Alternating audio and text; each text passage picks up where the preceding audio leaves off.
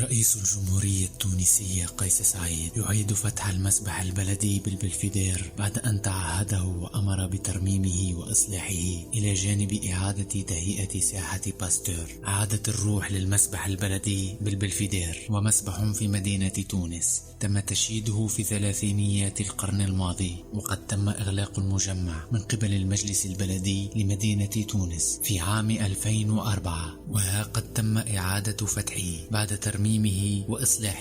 ألف مبروك، جمال كبير بعد انتهاء الأعمال والأشغال. القادم أفضل لتونس، بوادر الخير. وهذه ساحة باستور بعد إعادة التهيئة. ساحة باستور هي إحدى ساحات تونس العاصمة، وتربط بين العاصمة والضواحي الشمالية بدءا من المنزه، وتوجد بالقرب منها حديقة البلفدير كما يحاذيها معهد باستور. وفي وقت سابق أشرف رئيس الجمهورية قيس سعيد بقصر قرطاج على اجتماع ضم كل أعضاء الحكومة، وحثهم على مزيد البذل والعطاء، مؤكدا على ضرورة الإسراع في إعداد تشريعات جديدة مع اختصار الآجال ووضع حد للتشريعات التي وضعت على المقاس، هذا فضلا عن عدم التسامح مع كل من يخل بالواجبات المحمولة عليه. وشدد رئيس الجمهورية التونسية قيس سعيد على أن تونس دخلت مرحلة جديدة في تاريخها، ولا عذر لأحد في أن لا يستجيب لمطالب التونسيين والتونسيات